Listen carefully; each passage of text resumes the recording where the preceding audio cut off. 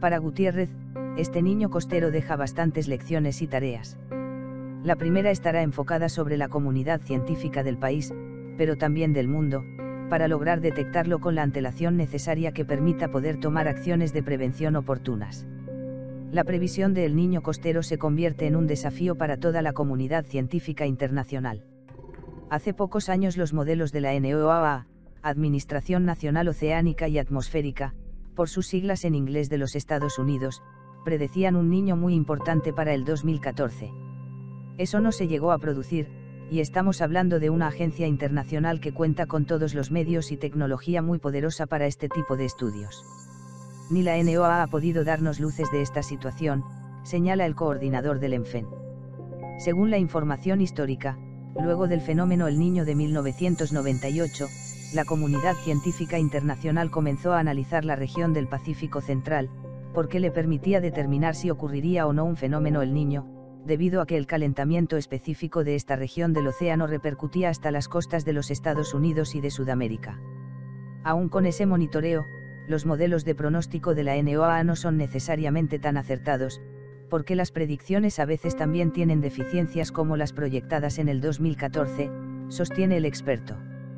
Así es que pronosticar con certeza la configuración del niño costero se vuelve un completo desafío, más aún porque la zona del Pacífico Oriental ubicada frente al Ecuador y el Perú es particularmente una zona compleja, tanto por el sistema de corrientes existentes, y porque existe un factor regional que es el anticiclón del Pacífico Sur, vientos del sur, que tiene una dinámica que no siempre se acopla a la de la región del Pacífico Central.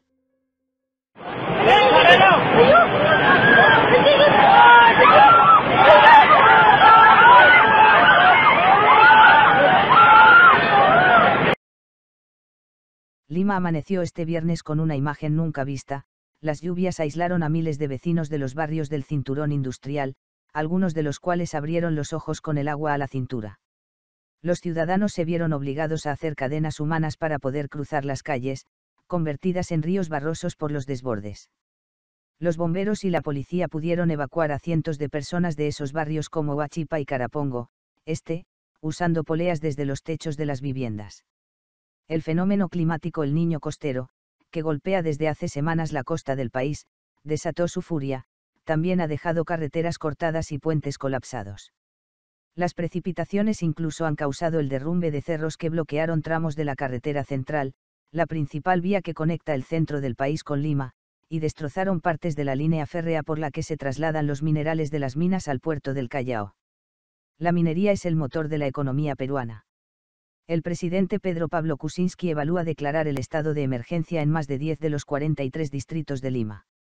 Además, el gobierno anunció ayer que destinará unos 760 millones de dólares para reconstruir las zonas afectadas y autorizó un crédito extra de unos 1.350 millones de dólares para mitigar los efectos y financiar un estímulo económico.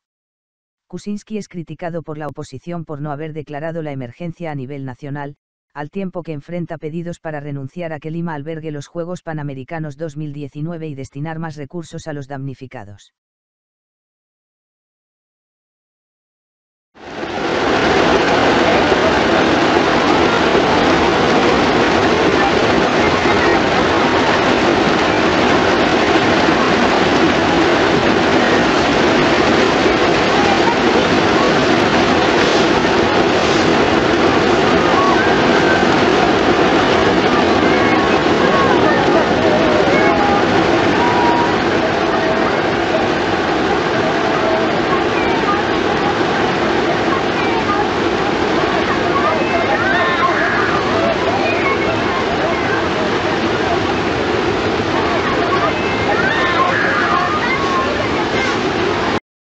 El balance hasta el 20 de marzo muestra más de 100.000 damnificados, 157.000 viviendas dañadas, 159 puentes colgantes colapsados y 1.900 kilómetros de carreteras destruidas.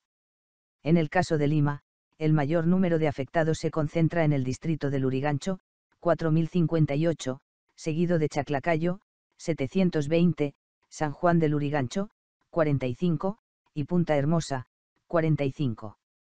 Ante ello tenemos cierto margen de maniobrabilidad fiscal para tratar de realizar la reconstrucción de los daños producidos por el fenómeno climático. En el periodo del boom de commodities metálicos tuvimos superávit fiscal y eso nos ha permitido mantener una sostenibilidad en las cuentas fiscales y un ahorro fiscal para la prevención en caso de desastres naturales.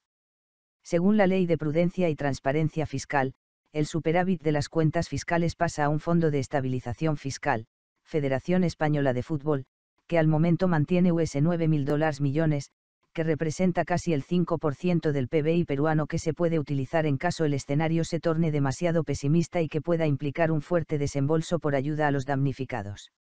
El escenario de usar todo el Federación Española de Fútbol es improbable, pero de alguna manera estamos blindados frente a cualquier contingencia. Nuestra vulnerabilidad se ha reducido significativamente ya que estamos ordenados en las cuentas fiscales con la Ley de Prudencia y el marco macroeconómico multianual que hace previsiones de las variables económico-financieras.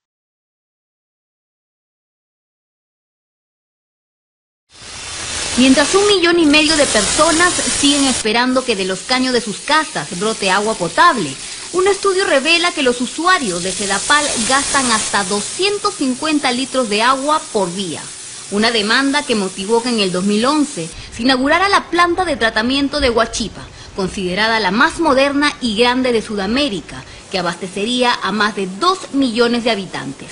Pero 4 años después, el famoso megaproyecto se está cayendo a pedazos. Para nosotros. En medio de los problemas por restricciones de agua potable ante la caída de Huaycos en Lima, el expresidente Alan García cuestionó que la planta de tratamiento de agua en Huachipa haya sido olvidada. Sin embargo, la Contraloría General recordó que la construcción de dicha planta habría causado un perjuicio económico al país de 91.858.000 soles. Según la entidad de control, una auditoría detectó presuntas irregularidades en la suscripción del contrato, ejecución de las obras y en la etapa de operación y mantenimiento del proyecto Lotes 1, 2 y 3 Bocatoma, planta de tratamiento de agua potable de Huachipa y Ramal Norte. Se trata de 5 irregularidades que involucran un monto de contrato equivalente a $304.600.000. La obra fue adjudicada al consorcio Huachipa, integrado por la empresa brasileña Camargo Correa y la compañía francesa OTV en el año 2008, durante el segundo mandato de García.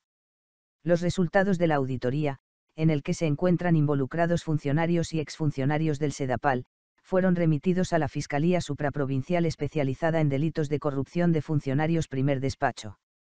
Sobre la planta, la Contraloría precisó Sedapal tenía previsto iniciar la operación de la planta de Huachipa el 12 de julio de 2011, con una producción de 5 metros cúbicos por segundo. No obstante, la producción promedio en el año 2016 fue de 1.09 metros cúbicos, en tanto no se han concluido las obras complementarias. La obra era emblemática. 2.400.000 limeños se beneficiarían con este megaproyecto, cuya operación y mantenimiento también estaban, según contrato, a cargo del consorcio Huachipa, integrado por Camargo Correa y OTV. Una segunda fase que concluyó el 30 de septiembre de este año.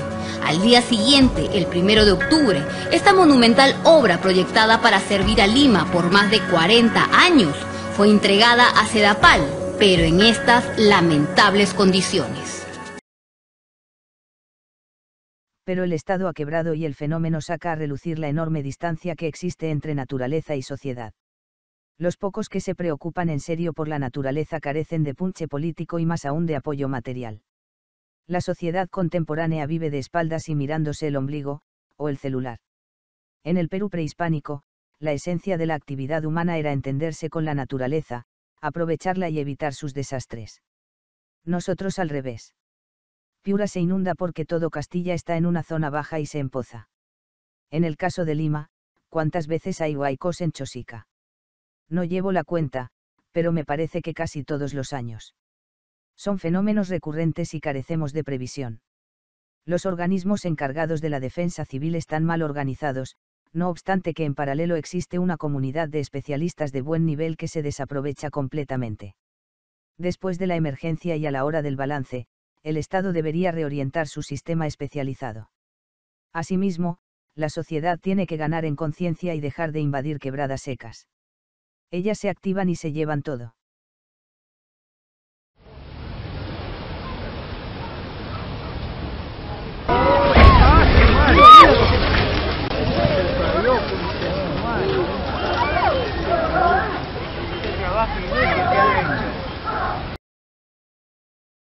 Como todos los años, la temporada de huaicos ya ha dejado damnificados a su paso. Jorge Vargas, docente del Departamento de Ingeniería, recuerda que es natural que los huaicos pasen por estas quebradas. Lo anormal es que las autoridades den títulos de propiedad en estas zonas vulnerables. El planeta tiene una dinámica natural. Cuando la sociedad no se integra a esta dinámica y avasalla las vertientes de los huaicos con su presencia, se produce esta situación de peligro, explica el profesor. Por eso, para Vargas, la resiliencia en los habitantes de esas vertientes es fundamental. La resiliencia se da cuando la comunidad aprende de las experiencias para exponerse menos. Especialmente, cuando las autoridades entienden que no pueden permitir esta exposición cíclica, añade el docente. Entre los aprendizajes que se replican está el uso de las mallas geodinámicas. Debido a las experiencias pasadas, el gobierno central instaló estas mallas en las zonas altas de la quebrada Carosio, Chosica, para impedir el paso de las piedras. Después del primer huaico, esta fue la única zona que no fue afectada por el deslizamiento. Este caso refleja la organización de los vecinos, quienes permitieron la instalación de las mallas y siguieron todas las recomendaciones. Tras esta experiencia, los vecinos de las zonas aledañas ya se están acercando para aprender y reducir el peligro en el futuro. La información puede salvar vidas. Vargas pone como ejemplo la importancia de saber que es mejor reorientar el camino de los huaicos en lugar de retenerlos. De lo contrario, el huaico generará una fuerza destructiva mayor al impactar contra las edificaciones. A ti, al contrario. Ingeniera, cuando vemos estos puentes que van cayendo por todo el norte del Perú, uno se pregunta, ¿están mal hechos? ¿No los pensaron para el embate de la naturaleza? Si saben que va a llover tarde o temprano, ¿por qué se va cortando la carretera en esos puntos críticos? ¿Y qué se puede hacer para que eso no suceda? Bueno, es una pregunta complicada porque son muchos puentes, más de 100 puentes los que se han caído, cada caso probablemente sea distinto, pero lo que sí te puedo decir que en general el punto más débil de los puentes es el apoyo, ¿no? Siempre el apoyo, exactamente, no la parte de arriba, las superestructuras, ¿no? Donde se apoya, que son los pilares, los estribos. ¿Por qué razón? Porque justamente nuestros ríos, ¿no?, tienen esa capacidad de erosionar y socavar, ¿no?, cuando tienen unas crecidas por las lluvias que están pasando. Cuando un puente tiene pilares en el medio, por ejemplo, soporta el peso no solamente en los dos lados, sino también en el medio, digamos, ¿es un puente mucho más seguro o también el río es capaz de socavar el medio y llevarse todo el puente? No, la socavación se va a dar igual en cualquiera de los puentes. Probablemente no depende tanto de esos, porque depende, o sea, hay distintos tipos de puentes. La solución que el ingeniero de puentes toma para, ¿no?, solucionar el problema del transporte por encima de una quebrada, de un río, va a depender del tipo de terreno, va a depender de la forma, de la topografía, va a depender de la luz, ¿no?, que tiene que cubrir, o sea, del largo. Entonces puede haber... La luz quiere decir que cuánta largo es el puente. El largo, sí. Entonces,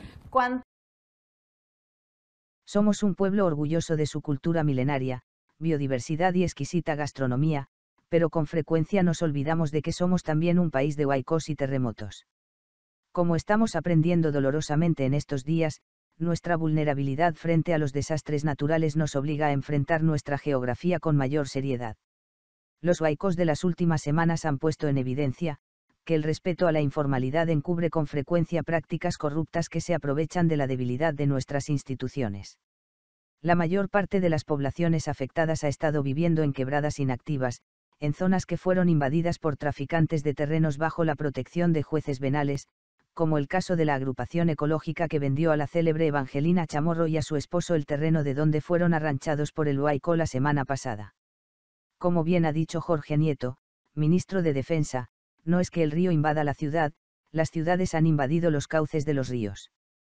En consecuencia, es indispensable un consenso ciudadano para impedir que la población vuelva a ocupar dichos cauces, así como terrenos inestables que los llevarán a la muerte en caso de un terremoto.